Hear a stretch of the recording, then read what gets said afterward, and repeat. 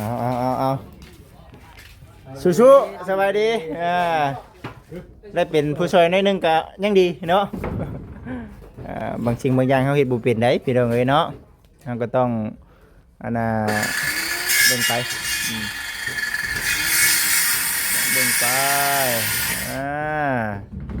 ได้เรื่องพี่น้องเอ้ยเนาะนี่ก็เราติดตามรับชมเบิ่ง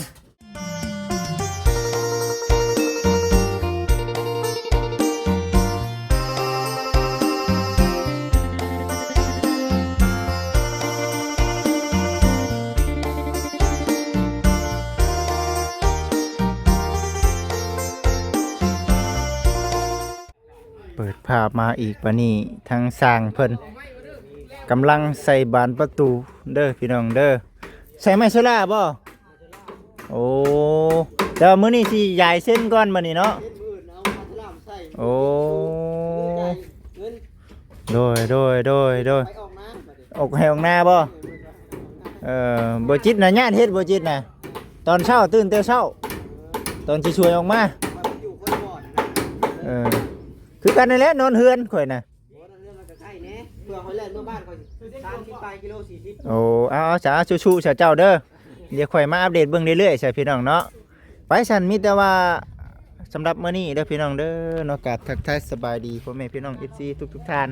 หลังจากว่าทั้งนี้ทั้งนั้นเนาะทั้งบ่จิตก็ถือว่าสิมาเยี่ยมบ้านนี้เด้อบ้านนี้ก็ได้พี่น้องเอ้ยเนาะบ้านนี้ก็ถือว่าสำเร็จไปอยู่ในขั้นตอนห้องน้ำห้องในเนาะพี่น้องเนาะห้องน้ำห้องในก็สำเร็จแล้วอันน่ะจอน้ำก็สำเร็จแล้วยังตัวนี้เนาะการงานของบ่จิตยังอันน่ะลักหัวเนาะพี่น้องเนาะลักหัว19ต้นเดี๋ยว FC รอเบิ่งรอชมไปนํกันว่ามื้อใดบ่จิตสิมามีแต่ว่าจังได๋ก็รอรุ่นรอติดตามเบิ่งเด้อพี่น้องเด้อปูนยังเดือ6ชอบแหละพอดีเดือจากการเฮ็ดห้องน้ำมาเดี๋ยวบ่จิตสิไว้เทเนาะไว้เทตีนเสาเนาะตีนเสาในเรื่องของทางแห่ทรายเนาะแห่ทรายเฮาก็ถือว่ามีมาแล้วพี่น้องเอ๋ยเนาะแห่ทรายเฮามีมาแล้วรอติดตามรับชมเบิ่งไปนํกันเนาะถือว่ามันสิสำไรแต่ว่าเดือแน่นอนพี่น้องเนาะเดืออยู่แต่ว่าก็จังได๋ก็พอทางเบิ่งไปพี่น้องเอ๋ยเนาะทางบ่เวียงสบายดีรถบ่บดไปชื่อผากระแทกก่อนบ่เจ้ายังมาพี่ข่อยต้องยับอีกก็ได้เนาะโอเคอาการไปกล้องข่อยก็ได้ว่าสิไปเยี่ยมเพื่อนแม่ตู้แก้วว่ะแป๊บนึงบ่อ๋อแม่นไหมอย่าพูดอีกจังหน่อยไปชื่อผากระแทกมาให้แม่ตู้นี่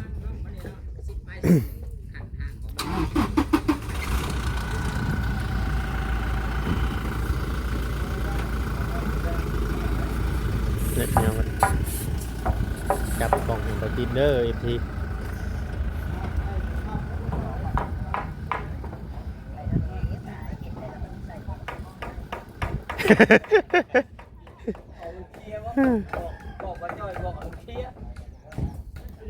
วันนี้มาบ่วัน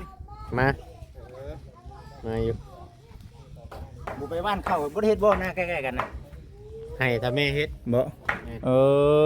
ว่านได้ข่อยว่านได้มื้อนี้ตัวน่ะติดกันกับนาเจ้าน่ะเดี๋ยวมาเลยหากว่านได้2ให้ยัง2ให้บาดบ้านมาเลยบ่ข่อยสิว่านมาเลยพังไปจังว่าหน้านี่ก็หน้าใกล้นี่ก็ยังที่บ้านอีกให้นึงก็ย่างในการลำเนาะบ่เขาบ่มั่นใจนะบ่มั่นใจยังบ่เคยเฮ็ดเด้ซะข่อยพังไปข่อยพ่อกับแม่เรากั้นใจอยู่หาคิดได้เฮามันบ่มีเวลาแม่พังไปเอาตามนั้นไปนั่นก่อนโอเคไปจังได๋เฮียบอสสบายดีสิไปไสบ่เวียงชวนไปบ่เอาจังได๋ก็ตามแต่อย่าพาแวะได้เด้อโอเคสบายดีโอ้ยเนาะไปเฉยเจ้าก็เนาะบ่จักก็ได้เอาพี่น้องเอ้ยโอ้สบายดีบ่ดีสบายดีคักแล้วบ่เจ้าเฮ็ดงามโพดแล้วเจ้านี่ได้เรื่องแล้วเนาะแนะนำสร้างคักลีนี่ถือว่าได้เรื่องเนาะค่อยเฮ็ดตามเพิ่นบอกเพิ่นเดือดค่อยเดือดใช่ช่างต่อกันเองเอาแน่นดิไปก็มีท่านประธานเนาะ เอาถือว่าโอเคแหละ ออกแบบช่วยกันเนาะ แม่น ไม่ แม่ ได้ น เพิ่นจะออกแบบน้ำเพิ่นอยากได้แบบใดเขาก็ต้องจ้าง ผู้ดี แบบนั้น ผู้ดีงามเนาะผู้ดีงาม เพื่อนหนึ่ง ของช่างพร้อม แต่ถามว่าเพื่อนนี่มันบ่ได้น้อยเด้นี่กว้างเด้นี่เนาะกว้าง5 คูณ 6 แม่นกว้างอยู่เด้บัดพอได้ตั้งขึ้นเลยนี่โอเคพา FC เลาะก่อนว่ะขอเลาะเบิ่งหน่อยเด้อ เออรอด โอเคสันพี่น้องเอ้ยเนาะใส่เนาะเฮาสิพา FC ไปทางใดเนาะนี่เบิ่งทางสร้างเฮาสร้างกินข้าวกินน้ำได้บ่สบายดีสร้างเฮาสบายดีเมื่อยแน่ก็อดเอาเด้อเฮ็ดจังได๋ซั่นเนาะเอาได้บ่มักก้อนขี้หินค่อยน่ะ ยังกำลังว่าสิเอาเดี๋ยวนี้แหละ เอาเด้อโอเคจัดไปเดี๋ยวอยู่ดอกพี่น้องเนาะก้อนขี้หินเฮาเนาะคือว่าก็ตุ๊สักแน่ดินี่เนาะเดี๋ยวคือคอขึ้นเลยเด้อขึ้นก้อนพี่น้องเอ้ยปอตุ๊โอ้พากัน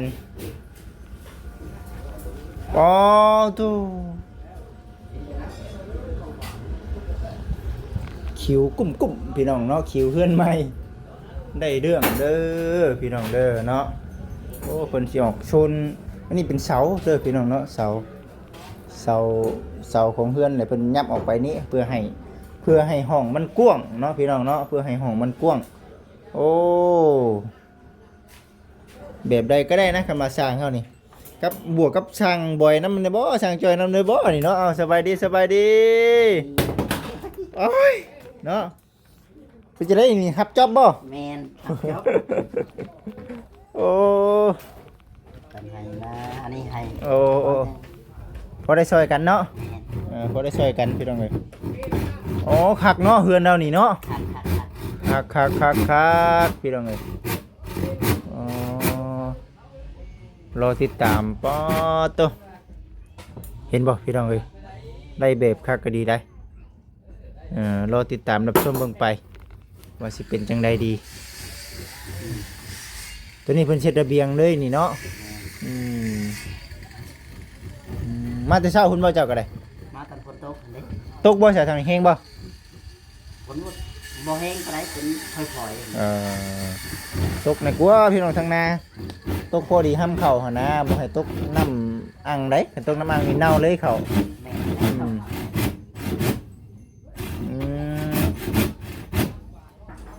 ได้เรื่องเบิ่งไปพี่น้องเอ้ยเนาะเบิ่งไปนำกันเด้อพี่น้องเด้อสร้างเฮานี่เนาะมาตรฐานแห้งดีแล้วงามเด้อสร้างเด้องามโอเคเลยไล่แบบเลยพี่น้องเอ้ยเพิ่นเฮ็ดหยังบัดนี้คือมีก้อนบล็อก เฮ็ดบันได โอ้บันไดบ่โอ้เฮ็ดบันไดอยู่นี่พี่น้องเอารอเบิ่งซั่นเนาะบันไดอยู่นี่ทางอยู่นี่ แม่น พอดีงามเลยเนาะ แม่น พอดีงามมีแต่ว่าทั้งบ่จิตกะคันว่าบ่จิตสั่งสามารถก็ยังบ่ทันเฮ็ดดอกเด้อพี่น้องเด้อเนาะเดี๋ยวให้ทั้งเพิ่นแล้วก่อนคือเฮาฮู้ว่าแหละต้องแบ่งกันพี่น้องเนาะแบ่งเวลาให้กันเพราะว่าทางช่างเพิ่นก็กำลังเฮ็ดอยู่พุ่นแหละเดี๋ยวสิว่าอ้อยเนาะบ่จิตสั่งเสามาแต่บ่จิตพาเฮ็ดบ่โมเมนต์เนาะสั่งมาไว้เนาะสั่งมาไว้เดี๋ยวให้หมู่ให้ครูเพิ่นแล้วนี่แหละยันว่ามันยากนะพี่น้องเอ้ยเนาะมีแต่ว่าสั่งมาไว้ก่อนเนาะสั่งมาไว้บ่แม่นบ่จิตเด้งเนาะมีแต่ว่าเป็นอะไรก็ย่าบ่จิตสิติดตามเบิ่งเนาะติดตามเบิ่งนี่แหละบ้านนั่นบ้านนี่เนี่ยมันจังม่วนพี่น้องเอ้ยหลายบ้านมันจังม่วนปะโตโอเคอยู่พี่น้องเอ้ยเนาะโอเคมีแต่ว่าข่อยสิลงเลาะก่อนเด้อชูพี่น้องเอ้ยติดตามรับชมเบิ่งไปน้ำกันอันนี้ในไรนี่บ้านเดียวได้บ่ 2 อันเด้ สองอันบ่ แม่น เพิ่นเคยติดกันได้บ่เคยเป็นไหม เอาไม้ตอกใส่ดิ บ่โอ้ห่วยสมมาสร้างดินี่เนาะสร้างเฮ็ดเนาะ สร้างเฮ็ดเนี่ยชมว่าสร้างเฮ็ดดีสร้างเฮ็ดเนาะ โอ้ยเนาะกำลังผสมปูนทั้งแต่เฮาตอนนี้เนาะนอนรับอยู่บ่บ่แรงนี่เนาะแม่ตู้คือเฮ็ดงามแท้คืองามแท้เพื่อนนั่น เพื่อนทำบ่ แม่น งามอยู่ งามคือเจ้าของมันตะกี้ เอองามคือเจ้าของเฮือนดิ งามคือเจ้าของมันตะกี้ งามคือผู้ซอยพร้อมเนาะ แม่น ผู้รักผู้ใหญ่เพิ่นชดช่วยให้แหล้ว แม่น งามทั้งน้ำจิตน้ำใจเพิ่น ให้งามแล้ว อืม น้ำจิตน้ำใจเพิ่น โอ้ถือว่า ท่านเพิ่นนะ สงทานเพิ่นเนาะ แม่นโดย อันนี้ก็ถือว่าซาบซึ้งใจหลายเด้อเนาะทางผู้รักผู้ใหญ่มีจิตเด็กพ่อฮู้อยู่เนาะที่ว่าทั้งจูดี้แน่ๆเนาะแล้วก็ทั้งแม่แน่เนาะสองทานถือว่าสุดยอดเด้อสุดยอดหลายงามเนี่ย อืม แต่เจ้าชุนเจ้าเพลงเพื่อหัวจังหวะ เฮ้ยตะกี้อุ้มใจบ่ตะกี้ เจ้าบ่ได้หัวจังเทื่อเพราะว่าหัวถามพี่มา เดี๋ยวนี้ชื่นอกชื่นใจบ่เด้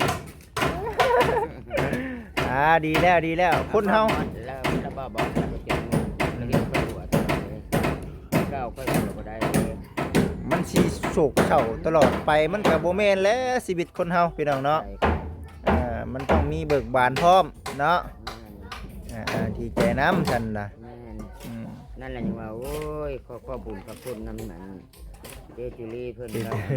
แม่กุมาลีหลายๆเพิ่นมั่นเพิ่นอยู่ในเพิ่นหั่งเพิ่นมีเพิ่นรวยสาธุตลอดทั้งอันผู้อันเพิ่นช่วยเพิ่นอย่างพวกสายบุญเฮาทั้งหลายทีมงานนี่ก็ขอให้หั่งมีชื่อเลขชื่อเบอร์เด้อบาดเจ็บ บ่เลขนี่แหละจ้ะ เดียวหั่งมี สาธุเอาเซ็นกันมีแต่ว่าอยู่ร่วมกัน2คนกับหลานน้อยบัดนี้เนาะ สองคนนี่แล้วจะมีไป 2คนตาลำๆเนาะ ผู้ว่าเจ้าเลยให้หาผัว เอาเบิ่งไปเนาะพี่น้องเนาะคำบุญ เจ้าว่าเจ้าไปหาผู้มานอนไปขึ้นก็ได้สานี่ แล้วเฮาได้สำนี้ก็พอแล้วเนาะชีวิตนี่พี่น้องเอ้ย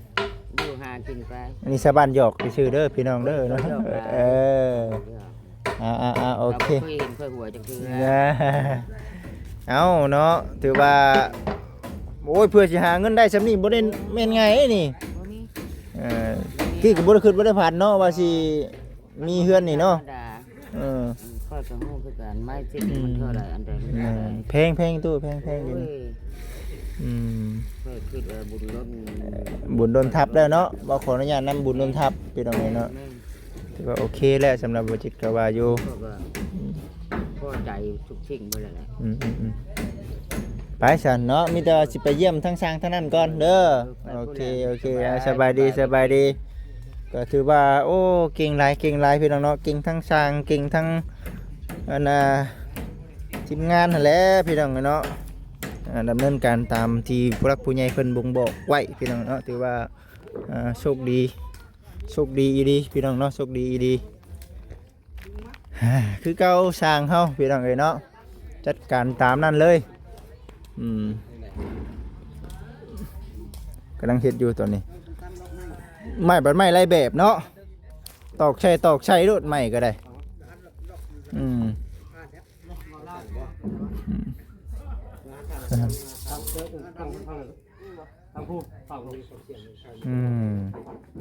กำลังพี่น้องเอ้ยเนาะเบิ่งไปบ่มีนั่นบ่น้องแต่เต็มในบ่นั่นน่ะจะติ๊กเต็มได้หรอเต็มได้อ๋อ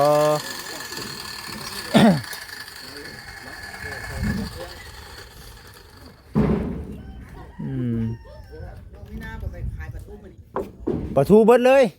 ทั้งชิ้นหมูทั้งปลาทูเบิดเบิดทั้งคืนรอบ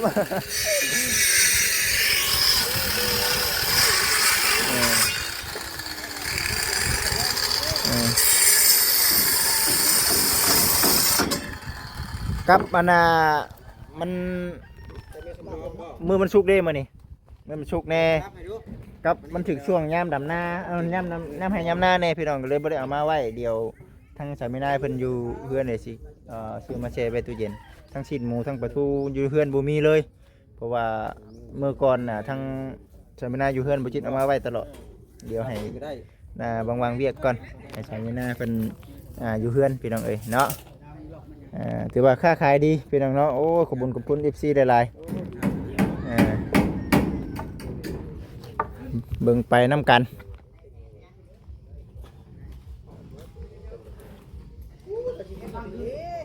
อืม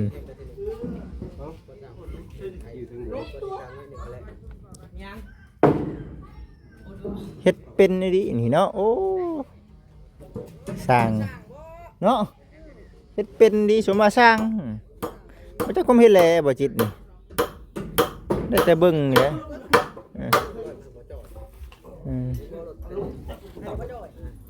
เบิ่งไปพี่น้องเนาะเบิ่งไปเนาะผู้ยืนอยู่สิก็อยากได้อยู่ได้เฮ้ยเนาะผู้ยืนอยู่สิก็อยากกินคือกันได้ดองเอ้ยมื้อหน้าเนาะเอ้ยเนาะ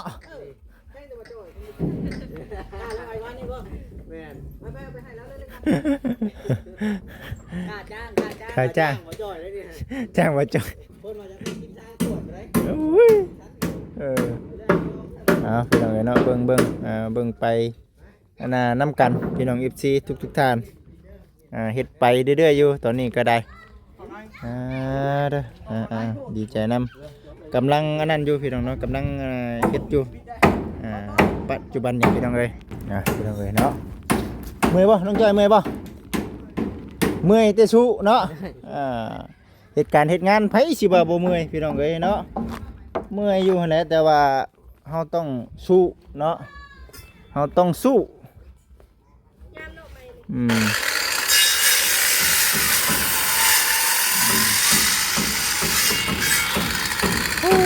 บ่ได้ตึ้มต่ำ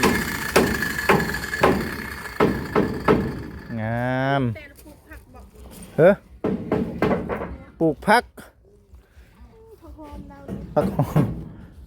เฮ็ดไปผักกุ้งผักกาดใช้พุ่นใช้ปุ๋ยโอ้ยผักบุ้งทั่วกำลังขึ้นดูมันขยันเนาะสู่ต่อไปพี่น้องเอ้ยเนาะไปใส่พี่น้องเอ้ยเนาะเบิ่งไปน้ำกันตอนนี้ทั้งสร้างกำลังเฮ็ดอยู่พี่น้องเอ้ยเนาะก็ดีใจนำมีความคืบหน้าไปแล้วพี่น้องเนาะมีความคืบหน้าไปแล้ว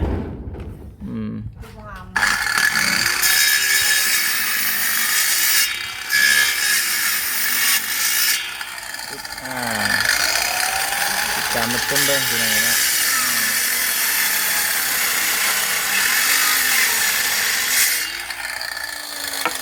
เยี่ยมจดจัดเราติดตามเบิ่งเป็นผู้ช่วยทางน้องจ้อยเนาะไปจับคอยบาย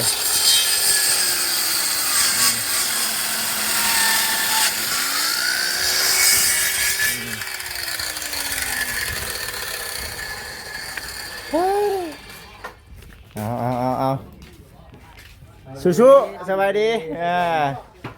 ได้เป็นผู้ช่วยน้อยนึงก็ยังดีเนาะบางสิ่งบางอย่างเขาเฮ็ดบ่เป็นได้พี่น้องเอ้ยเนาะเราก็ต้องเบิ่งไป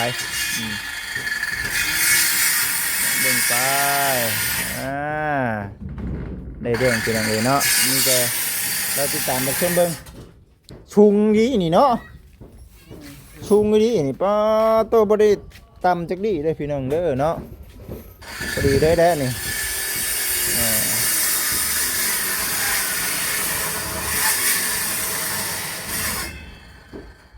เดียวคำว่าปูนเนี่ยมันยังเดียว6 ศอกพี่น้องเด้อเนาะพอดีงามเลยคันว่ามันเดือจากการเฮ็ดละคั่วเนาะทางบริษัทสิพากันเทเนาะกันว่าบ่ได้จ้างช่างก็ได้กันว่ามีงบจ้างช่างก็เฮาก็ใช้เพิ่นเทให้เนาะกันว่าช่างเพิ่นเมื่อปะก่อนคันว่าบ่นั่นเพิ่นได้ก็สิค่อยเทใส่เนาะพังไปพี่น้องเนาะได้ซำใดเอาซำนั้นเนาะนี่คือประตูเพิ่นครัวอยู่นี่เนาะพี่น้องเอ้ยไปสำหรับคลิปนี้เด้อพี่น้องเด้อเนาะจบไปก่อนเข้าบริการก่อนได้บ่เฮ็ดไปซั่นสวยงามเนาะพี่น้องเนาะสวยงามเอารอติดตามรับชมเบิ่งไปนํกันเด้อพี่น้องเด้อสำหรับคลิปนี้ก็ได้ทางบ่จิตเองก็สิได้จบคลิปก่อน ฝากพ่อแม่พี่น้อง FC เป็นกำลังจิตกำลังใจในเด้อพี่น้องเด้อเอาอยู่ดีมีแห้งอยู่ดีมีแห้งพี่น้องเอ้ย